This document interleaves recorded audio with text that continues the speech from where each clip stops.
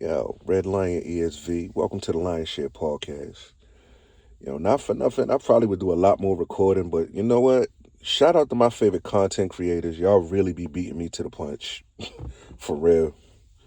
I'm not sure if it's that, if I feel like, you know what, job well done, and I'm like, all right, I ain't got to say nothing. But yeah, I'm definitely gonna, do some more pieces, man, because this is sad. But let me jump into something, man. Shout out to Young Grizzly. He was talking about a topic with, I believe this is taking place in London, where, he said the thing that's going to bring us together is poverty. And truth be told, he beat me to the punch, so to speak, whatever. But I'll put in my 2 cents because, basically I'm living it. I see this up close and personal. I'm close enough to the middle and the bottom to really see the inner workings of just how nasty this stuff is. So what we have right now is, and I use New York as an example. Obviously, I'm not in New York, but, that's, the place of my birth. And I would like to say New York pretty much, mirrors Los Angeles, where people really can't afford to be alone.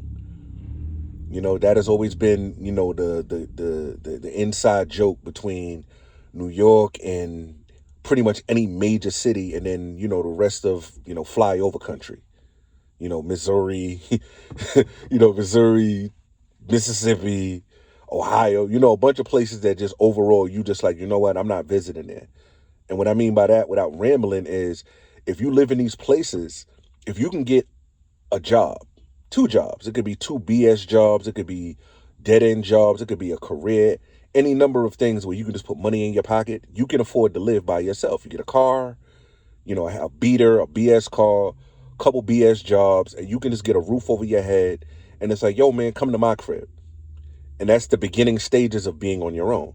New York City, you have generations of people being passed down apartments.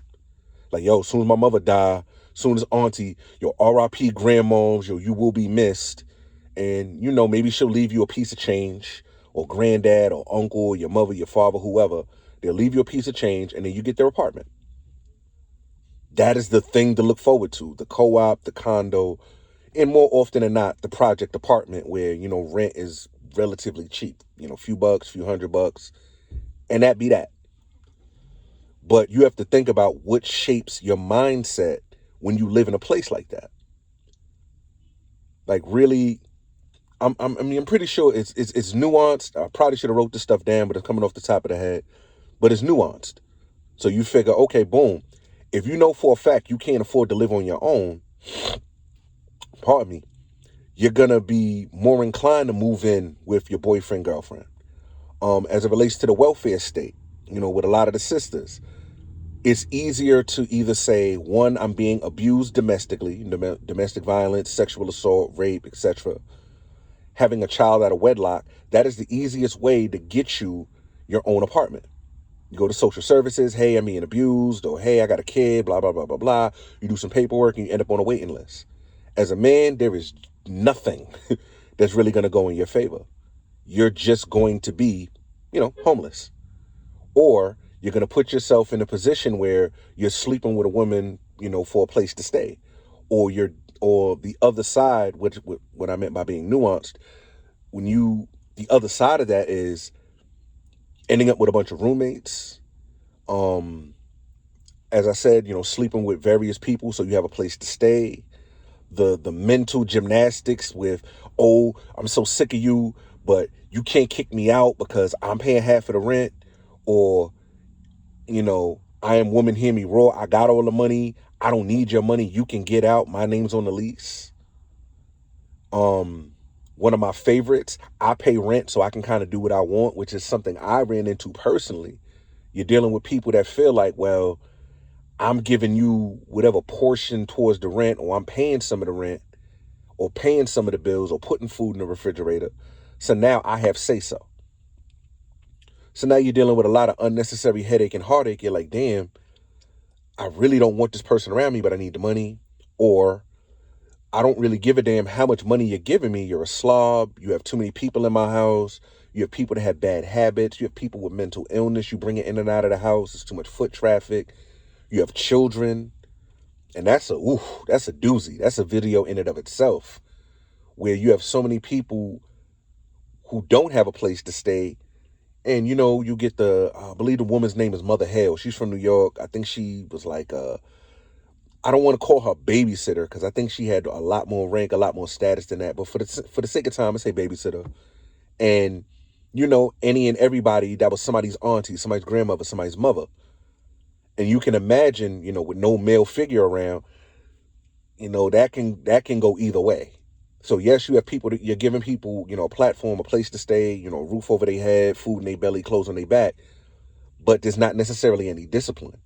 So you just have a whole bunch of people, a whole bunch of foot traffic, and that's where you get the whole touchy-feely thing going.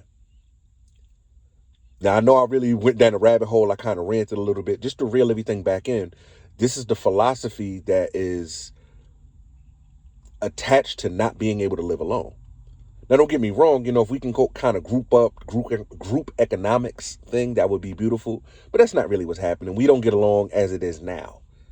And now you're doing this whole budget crunch, this money crunch, where people can't afford to be separate, but we can't get along. You're going to see a lot of problems with domestic violence. As someone who dealt with a lot of the mentally ill, had to deal with the hospitals and everything, it's a revolving door, bro. It is a revolving door. Because you don't have a place to stay, you're mentally ill, they put you in a hospital, you can't play nice with others, they take you to jail, then you get to jail and you realize you ain't a criminal, you're crazy, then they got to send you back out to the street, or you get to the hospital, realize your insurance isn't all that good, and they're like, well, you're too crazy to be out in the street, but you don't have enough money to pay for your stay in the hospital, so just promise us you'll take your medication and we'll see you in a couple weeks. Good luck. And off to the streets you go. It's a revolving door. So to the people out there, I wish y'all well. I pray everything, inshallah, all goes well with y'all. Y'all able to get some money together, beat back some debt, come out of this on top, come out in a better situation. But it's nasty out here. It's nasty out here. Whether it's, it's a blessing to, to have almost anything out here. But it's nasty. But to bring everything back to the video, yeah, it's going to bring people together. It ain't going to be pretty. That is for certain. It is not going to be pretty. At all. Because we naturally do not get along with each other. And then you need somebody. And then you're talking generations deep of us not liking each other. And just because of the circumstances, I've said this multiple times, maybe not on this app, but you have people that won't put their phone down. And it's like, yo, you do realize this stuff is fake, right? You do realize most of these people are sleeping on an air mattress talking about you got to get like me, get to the bag, chase the bag culture, this, that, and the third. And that's men and women. I know we jump all over the women and all that, but it's men and women. You faking, especially, oh God, don't get me started on New York. Yo, I'm out here, bro. These niggas is bums. Yo, you see the Amiris, you see this, you see that. And then you deal, and it's like, I've been a fly on the wall long enough. Plain English, you mess with a hood rat, you know what I mean? You end up in a rat hole. You get all the information.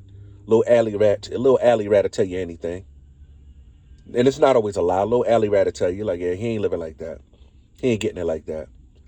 Yeah, I know what you're thinking, but even if you booked them, it would just be practice. Don't do that. The chains is fake. The jewelry is fake. The jeans and all that's counterfeit. Oh, nah, he got one good belt, 2 good pairs of jeans, 1 pair of sneakers.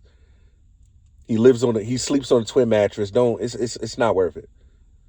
If you slapped him, he's gonna call the police. Just leave it alone. He has nothing to live for. Leave him alone.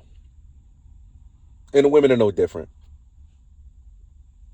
But I say all that to say, yeah, we're gonna come together, but that domestic violence is gonna be nasty. I can't tell you the call personally. I can't get into the real details, but the calls you'll get over the radio, the calls if you've put it like this, if you know anyone that works 911 dispatch, and they can tell you the types of calls that they get. People walking around, no coat, no shoes, freezing cold, just blah, blah, blah, blah, blah, talking to themselves out of their damn mind. The drug thing, they putting fentanyl in everything. That Fetty Wap, they putting that in everything. Man, I just want to get a little bit of weed. Like, yeah. Fetty Wap and fentanyl and everything. You know what I mean? People mental health gone. Just, I can't take it anymore. I'm gonna jump, and it's not cute no more. You're like, yo, jump, do a front flip. Like, nah, they really will nail the dismount. Like, damn, I didn't think they was gonna do it. And those are the people that are just out of their mind. We're not even talking about the undiagnosed ones where they're in your house and you can't get rid of them. You know, they're in your family and you can't just turn your back on them.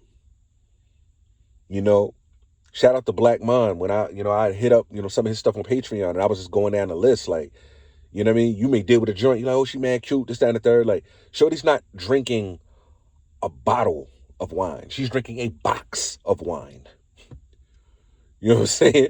Like, I think that's unhealthy, sweetheart. I understand a few glasses. You had a whole box to yourself. And these are not just, scraping the bottom of the barrel. These are some of your professionals. These are some of your professionals that got some of these bad habits. When, I don't know if you could, getting their nose dirty. You're like, aren't you don't you a lawyer, nurse practitioner? Nah. They're trying to beat back debt and fight through whatever it is they're fighting through. They got roommates. Like, how will you check the check and you're quote unquote 6-figure? They check the check too.